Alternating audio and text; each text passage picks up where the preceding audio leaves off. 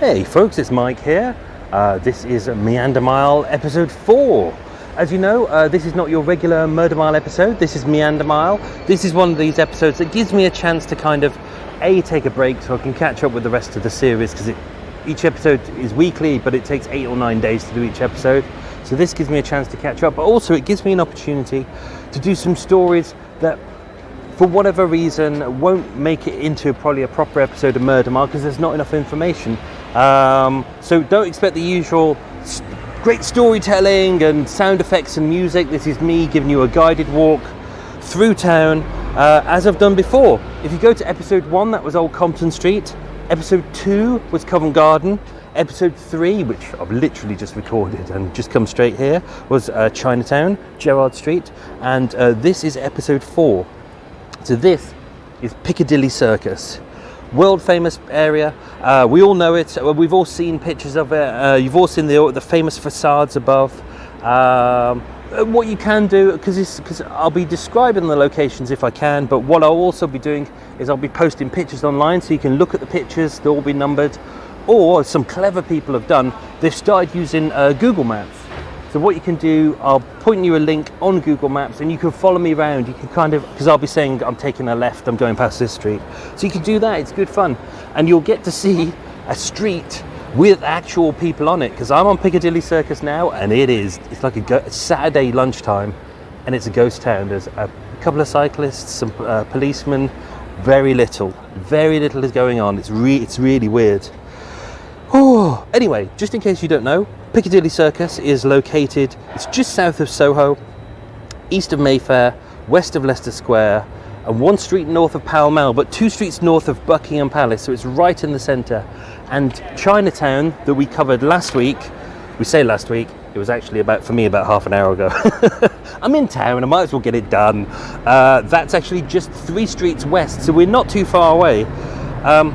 What I'm going to be doing, if you're going to follow me on a map, we're going to start on the north end. I'm in front of Barclays and Boots. I'm right in front of the big famous signs. It's weird when you look at the illuminated signs, you see it and they're big and huge and illuminated, but behind it the building has been demolished. So from behind, I'll take a picture, it looks really sad. So anyway, we'll start outside Barclays and Boots on the north side. We will go clockwise around, yes, clockwise. North side of Piccadilly Circus at 48 Piccadilly Circus on the junction of Glasshouse Street. Then we'll go clockwise past Shastri Avenue, Coventry Street, Haymarket, Piccadilly, Regents Street, and then back to Glasshouse Street. That's where we'll finish. Obviously, because Piccadilly Circus is such an open place. It's famously open. You know, it's a bit like a big piazza. Very little crime actually happens right here. So a lot of these stories are going to happen on the streets that just intersect with it. But what I'll do is I'll give you descriptions of those places, and if you go to my website or on, especially on Patreon, there'll be little videos on there, and there'll be little photos as well. So just in case you don't know, Piccadilly Circus was built. It started in 1819, but obviously it's been tinkered with. Like literally every decade, someone has tinkered with it. It has changed so much. It was originally designed by John Nash as really just an intersection between Regent Street. Actually, no, it was just Regent Street and Piccadilly, but now it's an intersection between Regent Street, Haymarket, Piccadilly, Coventry Street, Shastri Avenue, and Glasshouse Street. It's famous for those big illuminated lights and the neon signs and the advertising. That's originally those appeared in 1910. They were actually on the front facade of the Palladium, not on the kind of the location, the north side where you think it is now. They're the first electric ones in 1923, but originally they were gas powered. And originally Piccadilly Circus was entirely covered in neon signs, all these neon signs and all that on every building, but now it's just really on the north side. But it started with a Perrier sign, and actually the longest serving sign on here was actually Coca-Cola, as I think it is everywhere.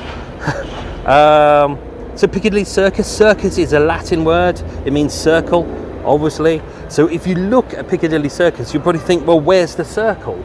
where's the circus, where's the roundabout? And that's what it originally was. But originally it was designed as a complete roundabout, but as different roads kept being added and things like that, and the junction, it was only a couple of decades ago where they moved the statue known as Eros, they moved that was the Shastri Memorial, they moved that, and it stopped being a roundabout. So if you look in the 1940s, 50s, it still was a roundabout back then. But unfortunately, you know, people know it as Piccadilly Circus and the name kind of stuck, even though it's not a circus. It's really just a road intersection. But Piccadilly is named after Piccadilly Hall, which was a building in around 1626-ish. That was named after Robert Baker, who was a famous tailor in the area. He was known for creating the peccadille, which was a type of a collar. Do you know one of these big wing collars that they would have had in the 15th century? Apparently, that's what they say. So, we're starting outside the Barclays. As before with the previous episode of Meander Mile, we're starting off, but we're not going to move too far because there's a lot to discuss right here. So Piccadilly Circus is a big public intersection. It's been rocked many times with bombs over the years, and there's 3 especially by the IRA. So I'm going to mention those. They're quite interesting, they're quite different as well. First one, 24th of June 1939, so literally just before the start of World War II, height of the bomb attacks by the Irish Republican Army, the IRA. On that day there were 3 bombs set to go off at roughly the same time, using timed explosives. One of them was outside Lloyd's Bank on Piccadilly Circus, which literally, if I'm standing with my back to Barclays now, it's just to the right. It's a really big, ornate 18th century sandstone building. It looks really big and impressive. I just looked into the sun and now I'm going to sneeze. Now everyone will think I've got COVID. That was the Lloyd's Bank just there. There was also the Midland Bank on Park Lane over in the posh bit by Hyde Park. And then a men's toilet in Oxford Circus. Because, you know, you're going to blow up a bank, then you're going to blow up another bank, and then you decide, you know what, people need to pee as well, so I'll blow up a toilet. The toilet attendant there was a guy called Thomas Hawkett. He was a toilet attendant on Oxford Street. He spotted a suspicious parcel in the toilet, being quite a clever guy, looked at it. This was on the evening of 24th of June 1939. He believed it was a bomb. He didn't want to waste police's time, so what he got was he picked up the parcel, he dumped it into a bucket of water and hosed it down, knowing that, you know, if he did that, it would, because it was old school, it wasn't a new kind of bomb, an electric, it was kind of an old manual one. He knew it would diffuse the bomb and the gelignite. Then he called up the police and said, we got a bomb here, I've diffused it. And the police turned up and went, thank you very much, that's very kind of you. So obviously that bomb didn't go off, no one was injured. The police were alerted. They started clearing out the streets in case there were others, but 2 other bombs did actually go off that night. One was on Piccadilly Circus, was this one at 10:50, and the other one was the Midland Bank on Park Lane. In total, they caused about £1,000 worth of damage, so £1,000 in that era, a lot of money, and a 17-year-old boy was blinded in one eye, but apart from that, no one was killed, which was amazing. So the forethought of a quick-thinking toilet attendant getting the bomb and shoving it into a bucket, fantastic, saved loads of people's lives. There was also another bombing. People call it the pillar box bombing. This was on the 25th of November 1974. A London-based provisional IRA unit, so not the IRA, but kind of a splinter group of the IRA, placed several bombs in pillar boxes, which is basically another word for post boxes, in and around London, and also include in hedges as well. We still have them now. It's kind of those big red boxes that everyone kind of loves and takes pictures of. It's an old word for a pillar box. It was meant to be simultaneous explosions. There was 3 small gelignite-laden bombs with a pocket watch as a timing device. The first bomb was due to go off it went off in Caledonian Road, which is just north of King's Cross and Pentonville Road. We've been there before. That went off at 5:50. 2 people were injured. 6 p.m. outside Piccadilly Circus tube station. which is literally just to our right. It's actually under us, but the entrance was just to our right, and I believe it was the one here as well, where we're standing now. 16 people injured. Obviously, 6 p.m. they aimed for rush hour, and then at 6:50 p.m. near the Metropole Cinema in London, Victoria, 2 people injured. So within that day, within that evening, 20 people in total were injured, but thankfully no one was killed. And also another bomb, because it's such an open place, a public place. If you're going to attempt to kill someone, it's kind of a key place to do it. 6th of October 1992 in Bridal Lane, which is literally just behind us, where we're standing now, behind Barclays Bank, is a little alley called Bridal Lane. It's just off Brewer Street. Brewer Street is where all the sexy shops are. Well, used to be all the. If you wanted porno, that's where you go. Used to be there on the corner of Bridal Lane. Huge explosion. It was a £2 bomb. All that happened, it blew out loads of windows. 5 people injured, and thankfully, no fatalities. So there's been 3 bombs here. Thankfully, no one has died. Not thankfully for me, because I can't write any stories about them, but thankfully no one died, which is good. But where we're standing now, don't forget, we're not too far from the Admiral Duncan, which is literally a couple of streets away on Old Compton Street. One story that does fascinate me, which is why you should be careful about what you read in the press and what you hear on the news and things like that. Always judge everything, especially if it's a little bit too quick for the news to come out. My brother texted me a little while ago, and he said, it was just like explosion in Soho, and I was like, oh, okay. Someone with a posh car is going past and making a lot of noise.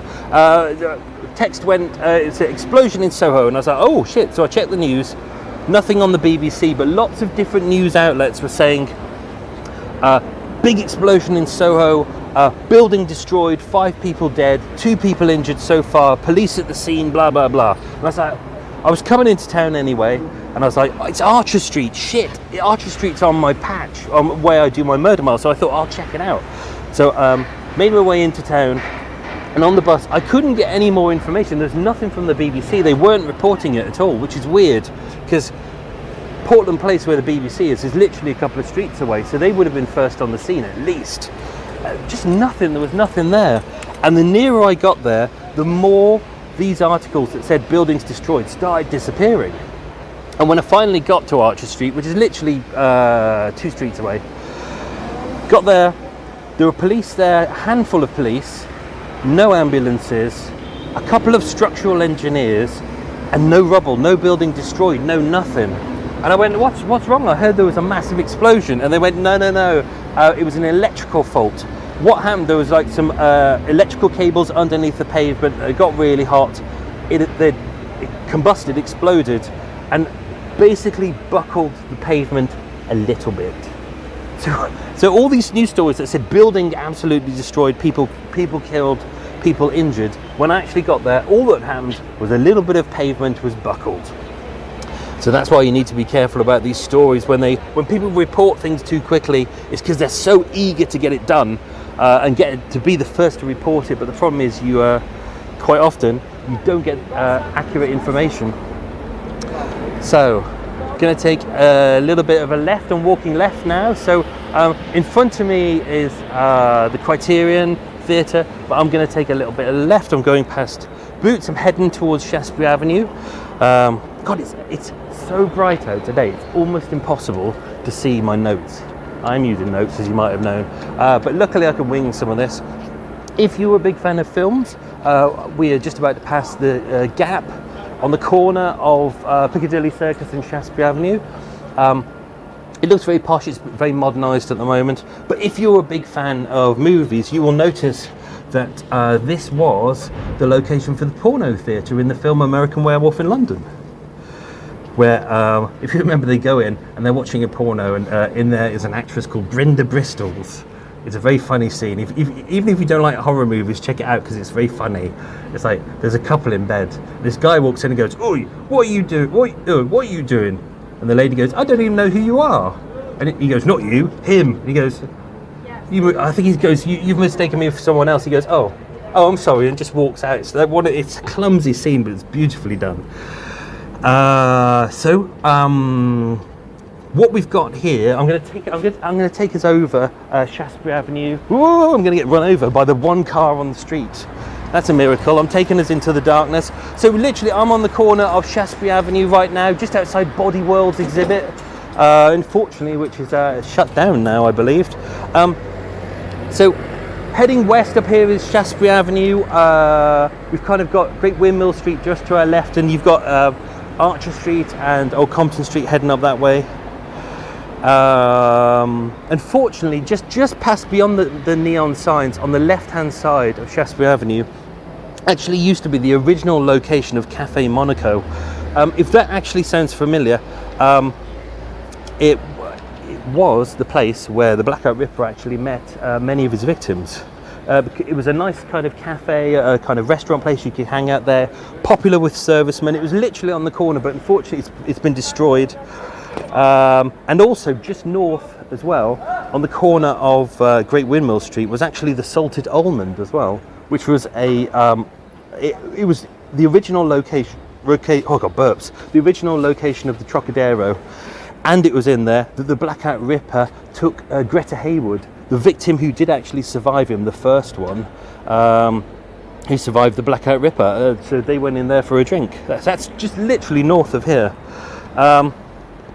But even though Cafe Monaco has been demolished, the original one, the new one just up there, they built a new one in the 1950s at 39 to 45 Shastri Avenue, so just opposite Chinatown. That has its own murder as well.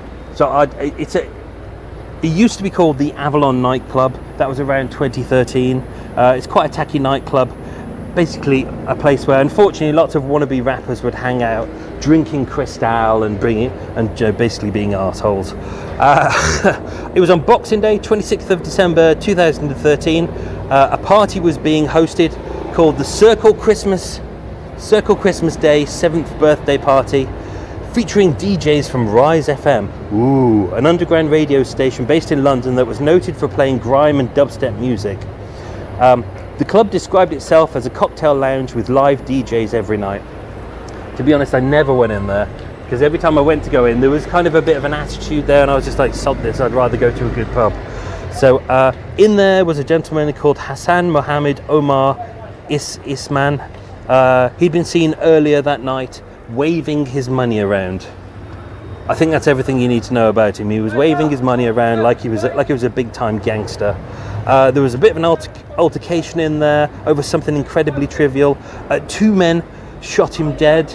I mean, what kind of person would turn up to a nightclub with, guns? Anyway, he was shot 6 times, after which he crawled down some stairs to get help, but was taken to hospital but bled to death. The 2 men were tried for his murder, but were later acquitted. One of them had fled to Jamaica after the murder, and was later extradited in January 2015. Now, this is a weird one. This is a case that I might one day cover on Meander Mile, because it has an interesting angle. The murder itself is dull, the people involved in the murder are dull, but this bit's quite interesting. So, in November 2017, I can't speak, I've gone tired already. In November 20... Oh dear, so tired. In November 2017, a 67-year-old man was sentenced to 30 years after it was found that he'd been selling guns and ammunition that were linked to those murders. He'd been importing guns from the US using falsely filed out customs papers that stated they were antiques, and yet he was making bullets for them and was selling them to various people at a Birmingham gun fair. So what he was doing was getting old guns that had been deactivated, then he was reactivating them. Apparently he was a well-respected physiotherapist who decided to make more money rather than do physiotherapy, to sell guns to gangsters. When they raided his premises, they found loads of guns. They found more than 100,000 bullets that he had manufactured himself. He lived in Hardwick in Gloucestershire. And they found a number of secret places in his attic and his bedroom as well. There's a guy walking up the street talking to himself on the phone, and I was about to make a comment of, he looks like an idiot, but obviously this is exactly what I'm doing, except I'm not talking to one person, I'm talking to thousands. So hopefully that doesn't make me look as much like an idiot. So even though no one was arrested for that murder, actually the guy who made the guns and the bullets, which were associated with the murder, he actually ended up with a very lengthy prison sentence. Thank God. So hopefully that will stop other people from doing those kinds of crimes as well. Easy money. It's never easy money, is it? So there is actually another murder that I wanted to bring in. It's just slightly off the street. It's on Rupert Street, and like a massive tool, I haven't put down the number of where it is. God, I'm an idiot. I deleted it. Anyway, it's just up Shastri Avenue on Rupert Street, 2 streets up. It's one of these cases that I've been desperate to cover for years, but the problem is the case is just, the file is in the archives, but it keeps being put back. It's held for 100 years, so I can't get access to it till when is it? It's like 2047. By which time I'll be old, or I'll probably have died of diabetes given all the cakes that I eat. It's a fantastic case, but there's something about it, and normally cases aren't held for that long, for 100 years, like Dennis Nielsen's cases, but this one isn't. It's just, there's something about it that's just interesting that I'd love to know more about. So it's an unsolved murder. Quite often it's connected to the murders of Ginger Ray, so that's our episodes 8 and 9. Russian Dora, which I'm yet to do, that's Helen Friedman, and Margaret Cook, which we covered on Carnaby Street, that's episode 13. The press connected it. They said that there was a Soho strangler came back, or that it was connected to rival pimps, but we're still not too sure. This murder happened on the Monday the 9th of September 1947 at 7 p.m. It was on the first floor of I think it's 23 Rupert Street. I didn't write down the number. I'll take a picture and I'll show you online. It's a sports bar now, or it should be. Now this is the lady called it's a weird one. I've researched her life. Her name is either Rita Driver, Rita Black, Rita Green. I've got 2 other names for her as well, but everyone calls her Black Rita. That's kind of her street name. Very pretty lady, dark hair, hence why everyone tends to call her Black Rita. She was 6 foot tall, very tall for a lady. Apparently that night, Monday the 9th of September 1947 at 7 p.m, so not late at night, they heard 2 shots. People ran upstairs, phoned the police, but by then the killer, who people had seen going in and running away, crowds had formed, he disappeared into the street, and they said he was either clutching a music case, like a violin case or something like that. She'd been shot in the stomach and the chest, and when she was found, she was fully dressed. The man, her attacker, was said to be aged between 25 and 40, which is a bit vague, between 5'6" and 5'10", again, a bit vague.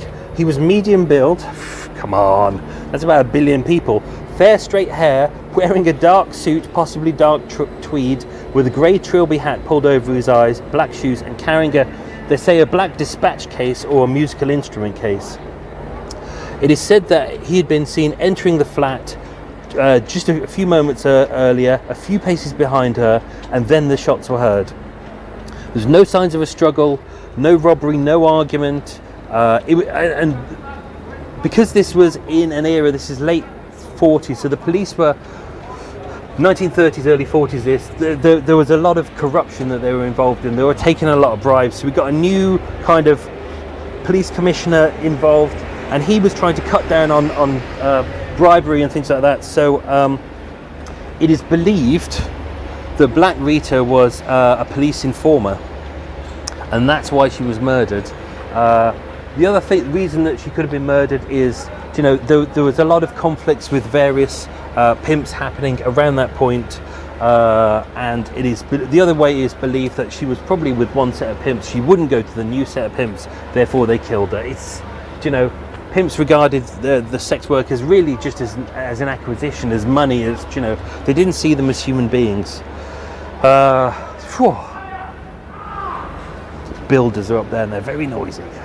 I'm just going to go past, walking past Body Worlds just then. If you know Body Worlds, it's the attraction that's been going around the world for years. This is the one where they take human bodies, they plasticize them, so they look fake, but actually it's real human bodies, but they plasticize them into like waxworks, but therefore you can see the insides of the bodies. It's really fascinating. It's very interesting to go. This is the exhibit. It's right on the corner of the London Pavilion.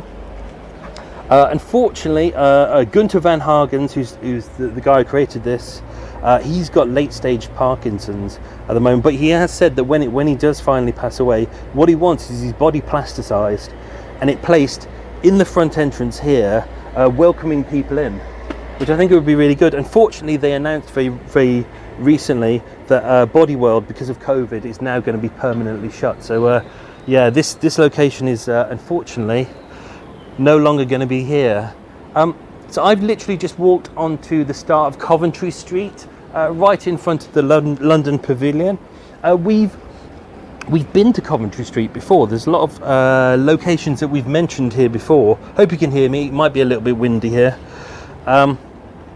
If we're heading east. I always get east and west wrong. If we're heading east, down Coventry Street, that takes us back down to Leicester Square, so past kind of the south side of Chinatown, past Comedy Store, Book of Mormon, Bubba Gump Shrimp. Yes, there's a Hard Rock Cafe there as well. I never noticed that before. They must have moved again. But Coventry Street we've mentioned before. So episode 87, The First Date Killer. If you remember, Friday the 18th of May 2007, Kate Beagley was out with her friends. It was a Friday night. They were celebrating. They just wanted to kick off their shoes. They went to the CC Club, 13 Coventry Street, which is now a defunct West End nightclub, between Piccadilly Circus and Leicester Square. And it's there that she met Carl Taylor, who was the fitness instructor. And if you remember, just literally 2 weeks later, he became her killer. Literally right there that they met. There's other famous murders that happened on this street as well. Just down this street is Café de Paris, very famous venue, great cafe, but also a great performance establishment. Is that the right words? I'm guessing. Let's go with it. At numbers 3 to 4 Coventry Street, still there today. It's a nightclub where actually the Charleston dance was introduced. And they had very famous performers there, such as Marlene Dietrich, Cole Porter, Judy Garland, Frank Sinatra, Noel Coward, Louise Brooks. Really, really famous venue, and it's still open. Well, it was before COVID, but it's still there today. But this is an interesting story. This isn't murder as such, but this kind of puts, people and their lives into perspective. This is the kind of thing that I like reading up on. So 8th of March 1941, World War II. Obviously the Blitz was happening, lots of bombs. During a performance, a bomb fell down the ventilation shaft and landed in the front of the stage. Exploded whilst they were in the middle of a performance. 34 people dead, 80 injured. And that's a horrific thing in its own right. Many people survived, but unfortunately many people died as well. And it's probably quite traumatic. But the worst thing is, and this isn't original, this happens a lot, and I've read this a lot in a lot of war accounts. The worst thing is the police, the first thing they had to do, they had to go and they had to secure the building. They couldn't go in there and check the people are okay. They had to wait for the ambulance men to come along. They had to secure the building, because the problem is, with all these stories where people go, oh, remember the good old days, we could leave our doors open and there was no crime and there was no drugs and all that bullshit, that stuff that we know is complete bullshit. The worst thing is the police had to immediately secure the venue, as they did with all the other venues, because a lot of people who were injured, lying on the floor, bloodied and bleeding and dying, lots of people rushing into the building, they thought, thank God someone's coming here to save me, but they weren't. They were coming in there, they saw people on the floor, anyone who was dead, they were going through their pockets, they were stealing their wallets, stealing their purses, stealing their watches, basically just ripping it, taking out tables, stepping over dead bodies, just to fill their boots, just to take whatever they thought would suit them. So, and unfortunately this is a story that I've heard a lot. I was listening to one recently about some guys who, whenever there was a building that had been bombed during the war, they set up a little operation where they pretended to be builders with a sign and had paperwork saying, yeah, we're going to renovate this property by order of the government. But they weren't. They would go in, they'd rip everything out and take it away. So the person whose house had been bombed, when they came back from hospital to say, oh, do you know, I hope part of my house is still standing, they get there and everything would be gone. Do you know, the fireplace would be gone, the cupboards would be gone, everything would be gone. So yeah, anyone who says, oh, the good old days, do you know, there was no crime, no violence, tell them bullshit. Rose-tinted spectacles. So, interesting story happened on Covent Street. This was back in the 1920s, so almost 100 years ago now. This is one of these stories, won't make it to Meander Mile, but I just think it's quite an interesting case, and I felt it's worth covering here. So, on the 16th of April 1922, a clerk was walking down Covent Street at about 6 a.m. He was going to work. From out of the darkness, someone jumped on him, pounced on him from the shadows, and bit him in the throat. When the man was taken to Charing Cross Hospital, they found 2 pointy teeth marks in his throat, and obviously blood pouring from his throat around the jugular vein. And they thought it was either teeth marks or maybe it was kind of 2 very, very thin tubes. But the police were uncertain. That same day, 2 more attacks happened, identical, in the same location, same kind of bite marks, and then all of a sudden it stopped. But because it happened 3 times that day, same exact thing, and obviously, you know, you've got films like Nosferatu was out around that point, and, you know, Dracula was kind of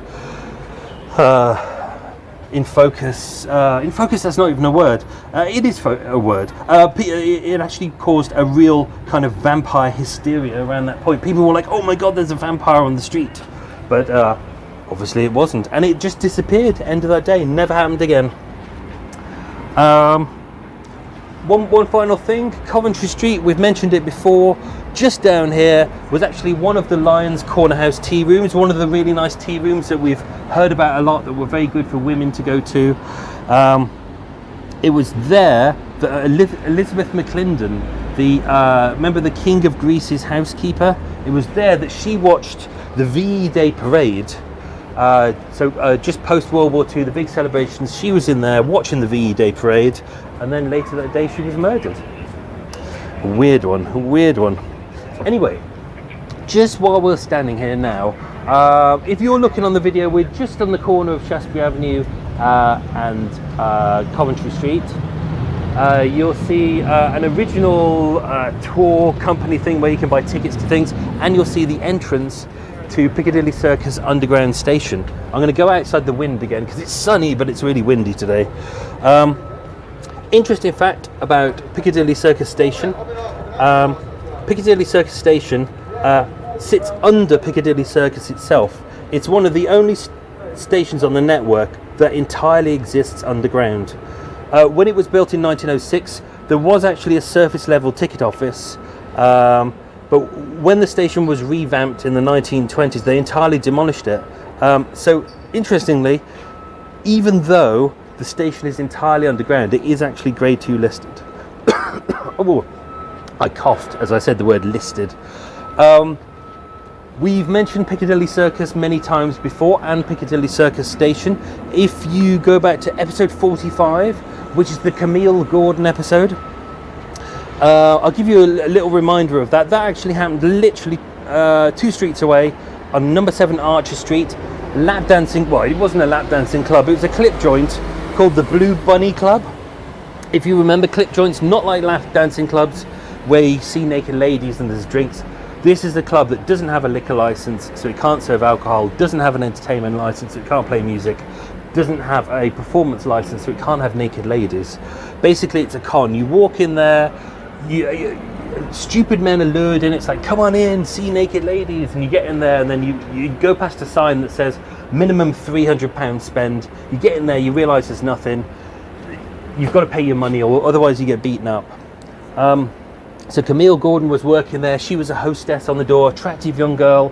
Her job is literally just to lure men in and say, there's a big terms and conditions on the door. So her job, you know, her was like she can point to it and go, look, we've got terms and conditions, but you know, if a young man has a boner, he's not going to want to read terms and conditions, is he? So he's just going to go straight in and go, oh, show me some naked boobies. So anyway, this was on Monday the 1st of March 2004, so not too long ago, at 6:20 p.m. A customer approached. He was mid-20s, 5'8" tall, dark-skinned, wearing blue jeans, white trainers, a black hat with a white stripe, and a dark hooded jacket emblazoned with a motif of the Cleveland Indians Major Baseball League. He was greeted by Camille. He paid his £5 to get in, went down into the Blue Bunny Club, realised it was a con, tried to get out. He was charged £370 to leave, which he did. He got angry, he went off, he got a knife, came back, stabbed Camille to death. Wasn't even her fault, if you remember that. It was, all she was, she guided him in. It was, you know, she's not the boss of the club, but he picked it out on her. The man fled immediately afterwards, came to Piccadilly Circus tube station. As I mentioned, it's all underground. He went down into Piccadilly Circus. He was lost on CCTV, and he's never been seen since. It's there's a £20,000 reward for his capture, and this is almost two decades on, and he's still not been caught. So and CCTV footage is so bad, it's kind of who knows whether he'll actually ever be caught. We really don't know. So I'm crossing over the road right now. It's weird me saying I'm crossing over the road, and everyone goes, why is he saying this? I'm crossing over to the south side of Piccadilly Circus. If you can have a look at it on the pictures, you've got the Criterion Theatre right here. We've got Rock Shop, whatever Rock Shop is, the Hard Rock Cafe, and the Shastri Memorial right there. We've got some flags in the background, flying the flags, but they're making big noises. If you remember, I'm outside the Criterion Theatre right here. It's really weird being here and there's no one here. It's really creepy. Criterion Theatre, we've been here before. This is another Blackout Ripper location. So on the third, how tired am I? My brain is gone today. First, I did 15-mile cycle in. I've recorded this, I've done all my filming, and then I've got I've got to get to Kensington, then I've got to get to Ealing, then I've got to get back home. Exhausted, but that means more space for cake. And I'm doing a recording. I'm on Talk Radio tonight. It's very good. I'm being interviewed about Meander Mile. I'm their podcast of the week. Ooh. But by the time you hear this, it would have happened. So, Criterion Theatre. On Thursday the 12th of February 1942 at 8 p.m, it's right here outside this theatre that the Blackout Ripper met his fourth victim. Her name was Greta Haywood. She was 30 years old. Her real name was Margaret Mary Teresa Haywood, but her friends called her Greta. She just hopped on the Metropolitan line to Bakerloo, changed there to Piccadilly Circus. She'd come out the tube station, which is literally in front of us, and she stood here outside the Criterion Theatre, and she realised she was a full hour early to meet her friend. Standing there, she was bored, it was raining a bit, she didn't know what to do. Young man came up to her, a little bit drunk, but wearing a military uniform, his RAF uniform, handsome, and she was like, yeah, okay. He asked her out if he could take her out for a drink, and she'd got an hour. She was like, yeah, whatever, might as well. So he took her in here into the what is now the Criterion Theatre. On the front, on the first floor, was Brasserie Universelle.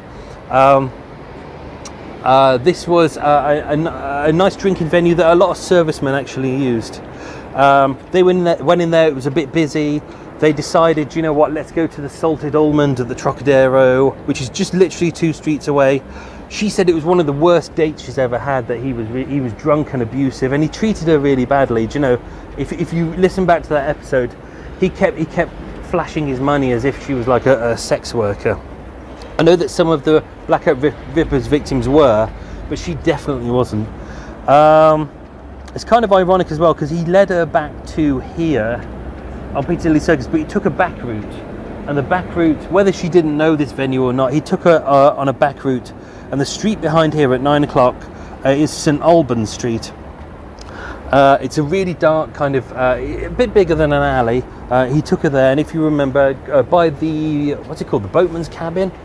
Captain's Cabin, I believe it called, was the pub that was there. He attacked her in a doorway. She would have been his next victim, but a young man was walking past. He went, "Oi, stop that!" Blackout Ripper ran off, left behind his gas mask. In his gas mask was his military number. The police arrested him literally that night, literally a couple of hours later. But because he didn't kill Greta Hayward, he would go on. Within a few hours, he would go on. He would attack 2 more women. So Catherine Mulcahy, who was the other lady who survived him, that was over just off Sussex Gardens. He would also visit 2 other sex workers that night, although he seemed to be too tired to perform. But that night, he would also murder his final victim, Doris June. So, be careful who you meet outside theatres. Unless they're fat, bald podcasters who like cake, then they're fine. When you're on the south side of Piccadilly Circus, everyone always congregates outside. There's a very famous memorial, and the memorial there, it's the Shastri Memorial Fountain, and everyone congregates around it. In the old days, there used to be like water spewing from it, but they shut that off years ago because it's too noisy and it's too messy, and people started kind of bathing in there, and it was a bit ridiculous. But on top of the statue, you'll see it's like it's like an angel with an arrow, and he's got wings, and everyone refers to that as Eros. They always go, "Oh, I'll meet you outside Eros," the Eros statue. Now, Eros is the god of love and sex. Unfortunately, that is not Eros. Everyone gets it wrong. That's actually Anteros. Anteros is the brother of Eros, who is the god of unrequited love and the avenger of unrequited love. That's quite interesting, having that happen just by where the Blackout Ripper is. But this is one of those things that sticks, like with the Piccadilly Circus being called the circus, even though it's not a circus anymore. Everyone still calls that Eros, just because we've kind of stuck with it. And even around Piccadilly Circus, like if you look at pictures of the 1950s, like on the south side, there's a newsagent's called Eros News. Do you know, there used to be a cinema called Eros Cinema. Everything is there. Everybody got it wrong. Even people who live and breathe and work here got it wrong. But so that statue there is Anteros. You can impress your friends in a quiz. You can go, what's the name of the figure on top of the Shastri Memorial statue? And they go, Eros. And you go, no, it's Anteros. Another interesting fact, sorry, my shoelace is coming undone. Another interesting fact that you can add into your list of things is that statue there isn't bronze. Everyone looks at it and they go, "Oh, it's bronze," but it isn't. It's made of aluminium, which in the Victorian era was a really expensive thing to do, and it's a really, really hard thing to make. But it was a real show of wealth around that point. Whoa, good exercise. So I'm walking west along the south side, and I'm just literally standing outside Lillywhites. Do you know what? I've never been in Lillywhites. I think it's a sports shop. I think it's like a posh sports shop, but I've never been in. Oh, it's owned by Sports Direct. Oh, it's not that posh. Oh, okay. The world's finest sports store, apparently. Anyway, I've never shopped there. So, on the corner of Haymarket, which is Haymarket is a street heading south, heading towards Buckingham Palace. God bless you, Mum, and Princess Kate. Whoa. Corner of Haymarket, just outside Lillywhites. There's another unsolved murder that's here. So, this is the unsolved murder of Eliza Sylvia Goodman on the 12th of April 1926. She was an art student from Birmingham. She was studying art in London. She was staying at a women's hostel in Rotherhithe, so south of the water. Everyone who met her said that she was very pleasant, gentle, sweet-tempered, which I find is a weird phrase, and popular with the other residents. On the 19th of March 1926, she came to Piccadilly Circus to do some shopping, and she was last seen right here. She was supposed to meet a friend at a theatre, but she never turned up. And literally just shy of a month later, so 12th of April 1926, her body was discovered floating in the River Thames. She had no bruises, no signs of violence. There was no history of mental illness or suicide attempts. She had no history of depression. She had a good future. She was looking forward to the future. She didn't appear to have been robbed.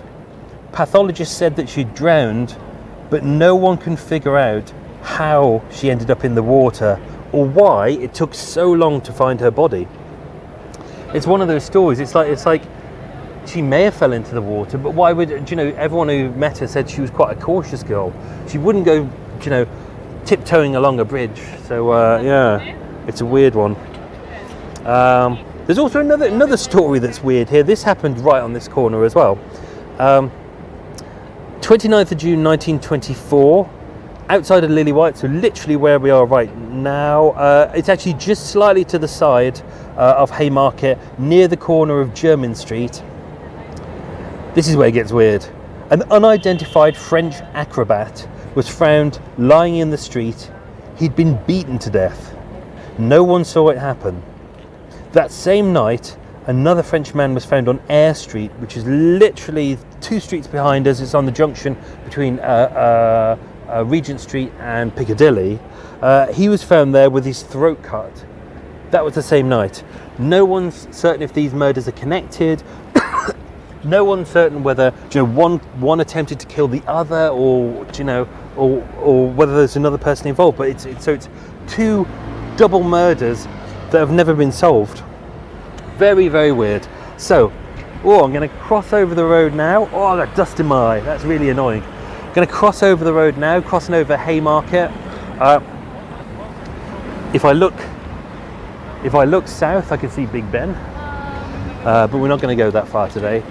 So this is where I am now. I'm looking west, down Piccadilly. So don't get confused between Piccadilly Circus and Piccadilly.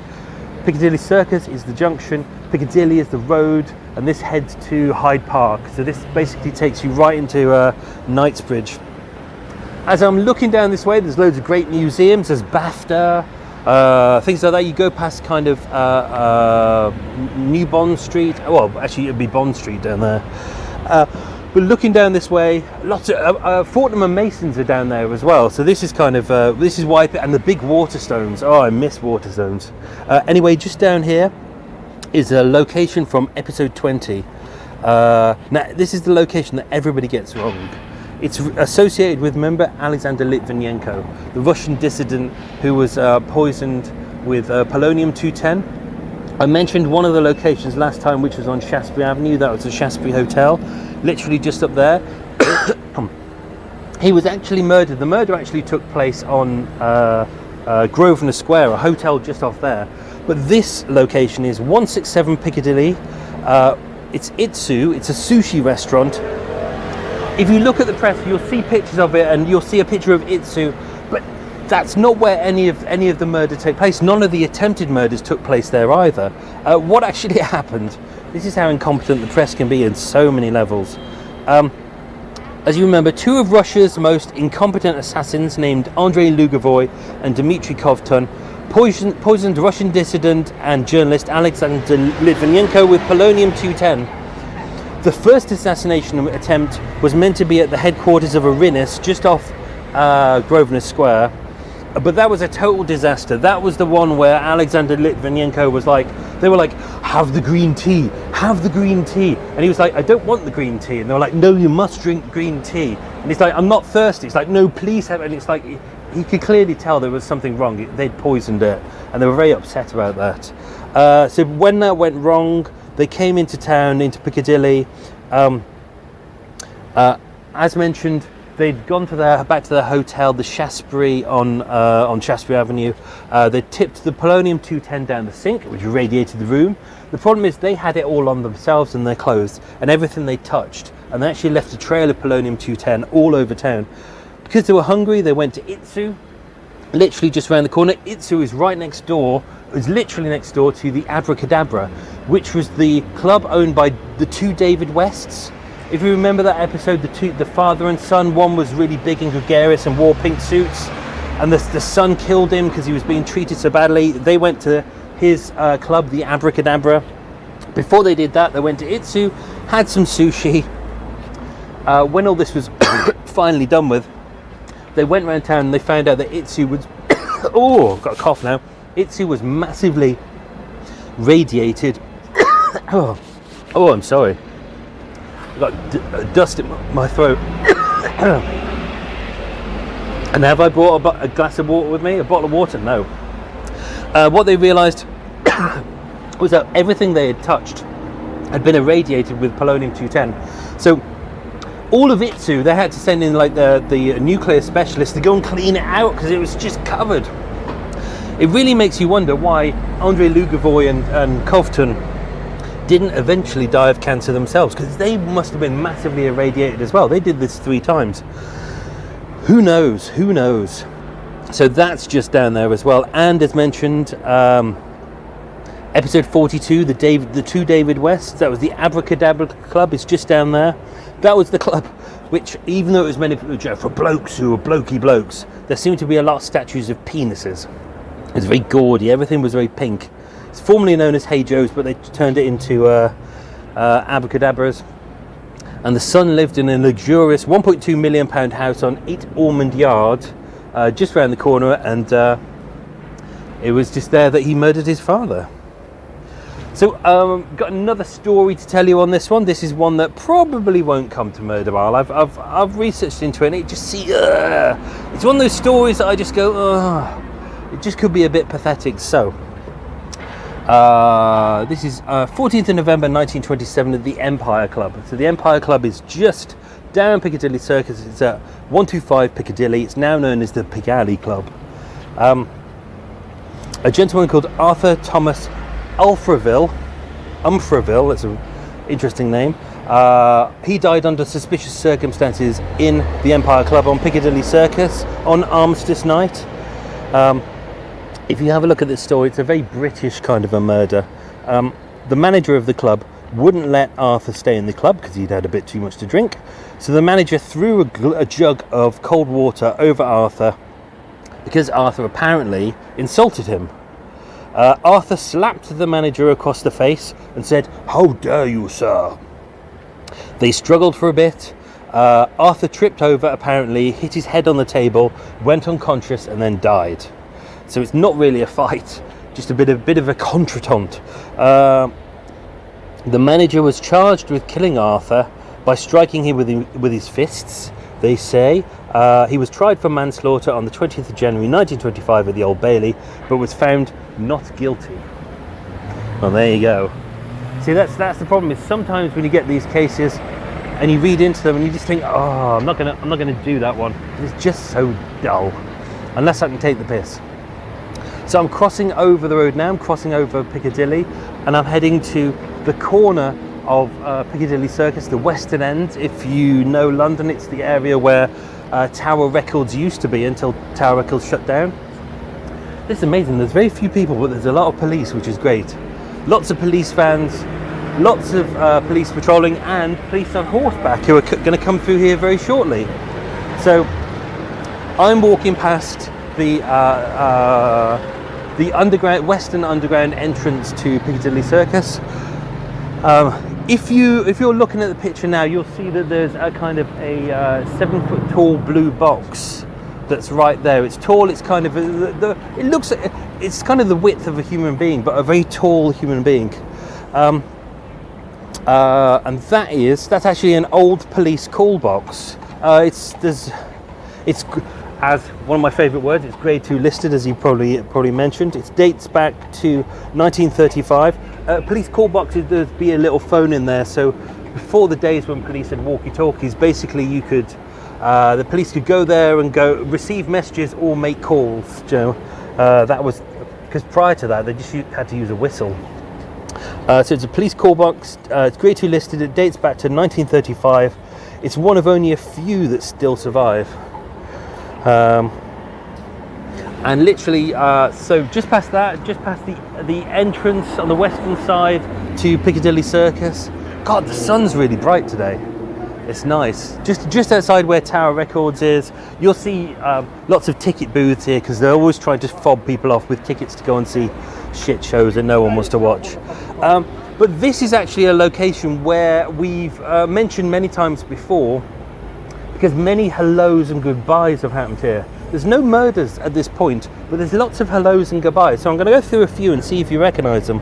So, it was right here at this spot where 2 local prostitutes, Laura Denmark and Molly de Santos Alves met a red-headed corporal, this was February 1942, and a blue-eyed, fair-haired airman who would turn out to be the Blackout Ripper. If you remember in that story, I mentioned that he went out with his red-headed friend a couple of times and they picked up a couple of prostitutes. That was right here. It was also here that Laura Denmark, the prostitute I just mentioned, as they headed off north past Regent Street, she looked down Regent Street. This was on Monday the 9th of February 1942. She saw Evelyn Oatley, who had been the second victim of the Blackout Ripper. She was standing outside Lawley's Fine Bone Chine Shop on Regent Street, and she waved to her. And that was the last time that she would see her, because she was murdered later that night. It's also outside here. It's quite a popular location. It's a good place for people to meet because it's easy to identify people. Episode 91, if you remember the sad-faced killer. Friday the 26th of May at 9 p.m. This was 1952, if I remember correctly. I didn't write it down because I'm a knob.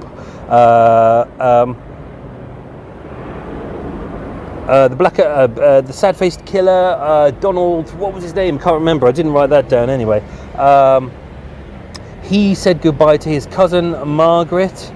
He was in town. She went off into Notting Hill on the bus. It was 9 o'clock. He was in town. We don't really know what happened to him after that, but a couple of hours later, he met Agnes Mary Walsh. Literally, they met on Haymarket, so literally just a couple of streets down from here, that he met Agnes Mary Walsh. A couple of streets down from here, got into a taxi. They went back to a Paddington hotel on Sussex Gardens, and it's there that he killed her. And then, as you remember, almost 2 weeks later, he killed himself. So it's quite a popular location. Also, this goes back a long time as well, back to episodes 18 and 19. Nora Upchurch. If you remember, that was the sex worker. She was led to an empty shop. She was found in the empty shop by a young gentleman. He was like a builder and a plasterer, and he turned up there and he said, "Oh my God, I've just found a dead body." And the police were like, "Oh God, okay, thanks for that. You've been really helpful." But as time went on, they realised he'd done it, but he was trying to cover his tracks. So it was outside here. I haven't put down a date, which is a really silly thing to do. With the murder of Nora Upchurch, where Frederick, I think his name was Frederick, and I can't remember. He was. My notes here are really awful. He was part of his alibi that he was meant to meet a guy here who was called the +4s man, because the guy was wearing +4s, and he said, "Oh yeah, I met a guy that night. I can't remember his name. He was wearing +4s. I led him to the Shastri Avenue shop because he wanted to look around, and I gave him the keys. So I never had the keys, and that was his alibi. That a mysterious man who he gave keys to the shop to, he must have done the murder. One of the worst alibis ever. Oh dear. So I'm heading north now. Oh dear. Good exercise. I'm heading north. I'm just about to pass Regent Street, which, if you know, is the big kind of arch-shaped street that heads up to Oxford Street. Lots of posh premises on there. Oh look, there's an espresso. Yay, we can go and have a coffee and pollute the environment with little capsules. Yay. Anyway, we're almost heading back to where we started. We're just literally almost outside Barclays and Boots and the Lloyd's Bank that I mentioned earlier on. Whew, I'm just going to go into the shadow. So, if you remember, also Regent Street as well, remember with the stories with Sulphuric, the last lady who was murdered, Mrs. Joanne Deacon. If you remember in her story, she was a suffragette, and she actually went up Regent Street, and there was quite a few shops that she damaged in the big protest. So that appears on this story as well. But just to the side of Piccadilly Circus, on the side of Regent Street, you will see a tiny, tiny street called Glasshouse Street. Interestingly, for people who know this area, you'll notice a connection to the names. There's Glasshouse Street, there's Brewer Street. And that's because on Brewer Street there were 3 breweries. I believe the Red Lion Brewery was there. And on Glasshouse Street, you can predict what I'm going to say. This is where glasses were made. It was glass blowers, because you needed lots of glass to create pints for the brewery industry. Sorry, there's someone playing their music loud because they're by themselves and they don't want to appear lonely. Anyway, if you slightly head up Glasshouse Street, you'll see a lovely hotel called the Regents Palace Hotel. It used to be the Regents Palace Hotel. I can't think what it's called now. It's literally on the corner. It's like on the corner. It's a fantastic building. I'll take a picture of it for you so you can see exactly what it's like. The Regent's Palace Hotel stood just north of Piccadilly Circus from 1914 to 2006. When it opened, it was the largest hotel in Europe with more than 1,000 bedrooms. When you look at it, I mean, a big chunk of it has been destroyed, but it is a fantastic building. It was also, I believe it was owned by the Lions Empire, the guys who ran all the Lions Cornerhouse tea rooms. They own this one as well. This was one of their big restaurants and big hotels as well. So the weird thing is, with this location, there's 2 murders and suicides associated with this hotel, literally within a short period of time, which is fascinating. So, June 1932, Captain John Frank Grosvenor Blockley, interesting name, of the Indian Army Service Corps, booked a room in here with his wife, Helen Diamond. You'll notice that there's a discrepancy between the names. He just literally married her. The problem is, he was bigamously married to another lady. He was still married to another lady. They'd split, but he decided to marry someone else as well. They just got married, him and Helen Diamond. Sorry, builders again, feeling the need to shout loud even though they're standing next to each other. So Captain John Frank and his new wife Helen had just got married. They'd gone on a honeymoon to Margate. Apparently it wasn't going well. They were quite unhappy. They came back into Piccadilly Circus. Lots of arguing going on. Obviously his new wife found out that he'd got an old wife as well. So in one of the rooms there, he killed his new wife and then he killed himself. Weirdly, no one in the hotel heard the shots. Their bodies were discovered about 12 hours later. Lovely. And then, this is just a couple of months later. This is weird. So that was June 1932. On the 30th of November 1932, so Halloween, happy Halloween, Mabel Hill and Herbert Turner, her lover, so she was married, he wasn't married, but she had a new affair with Herbert Turner. They were both married to someone else. They both had become quite depressed and upset and decided to commit suicide. They bought a bottle of prussic acid, which is hydrogen cyanide. In that era, you could go into a drugstore and get one. The maid noticed that they weren't answering their phone or the door. She got the manager in and she found that Mabel was dead, having taken the cyanide, but Herbert was still alive, miraculously. They took him to hospital. He survived.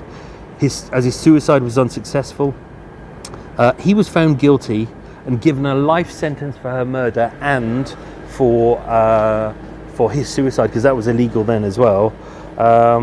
But apparently he was sentenced to prison and he was out within 2 years. Fascinating. So that takes us back to where we started. We're just outside the Barclays and the Boots right now on the north side of Piccadilly Circus. Next week, Murder Mile is going to be back to its usual schedule. We're going to be doing episode 98, I believe. I think it's 98, or is it 97? I'm lost already. There's too many episodes. It's going to be back to its usual schedule. If you remember, I mentioned that I was thinking about doing something called Stripped, where I tell you stories that I can't tell you normally on Murder Mile, so it's kind of a more low-key version. What I've decided to do, I'm going to leave Stripped for episodes when I need them. Do you know, I think sometime over this year there may be points where I might need to take a little bit of time off to sort out some family stuff and things. So I'm going to save, that'll be my emergency episode. So if I need to disappear, I can just put out a quick episode that you'll enjoy. There's some weird stories that I'm just like, I want to tell you the whole story, but I can't tell you as a full Murder Mile episode because it's just weird and there's just, there's not enough information. So that's what I'm going to do with that. I'm out of breath today. Right, okay.